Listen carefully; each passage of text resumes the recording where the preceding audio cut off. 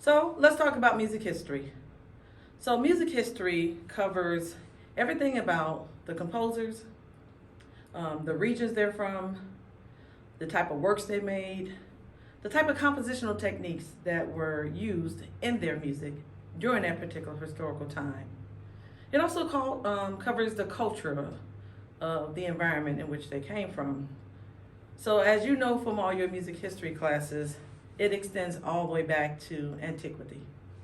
And so when you're preparing for the exam, you want to make sure that you are pulling out, of course, all your music history books. Because inside of the music history books, most of them are, of course, up to date. They have a lot of different works inside of those books that cover antiquity to contemporary music. So I have an extensive library of history books. I have some here today, I have some in my office, I have some in my personal library at home. So I've collected music history books as I see them, and I think things are interesting inside of them. I'll pick it up and use that as a resource as well. So some of the books I have today, the Norton Anthology of Western Music. This one ranges from ancient to Baroque. I have Antiquity to the Middle Ages, an outline of Western music history, Music and Culture, a short history. So as you can imagine, there are plenty of music history books.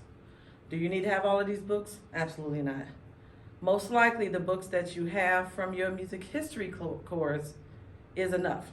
But if you wanted to add something different, you can add a listening book, like a music appreciation book, like Listening to Music. It also has great examples in it, and it breaks down what is actually happening in a lot of the examples that they are providing for you inside of the book.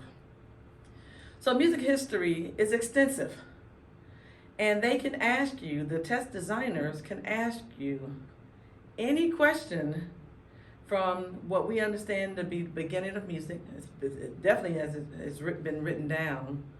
They can ask any question from that time period to this time period. They are not trying to get you to understand all of music history because it's too broad. But there are going to be some representative composers that you need to know from each historical period. There are some representative pieces that you definitely need to know from certain historical times.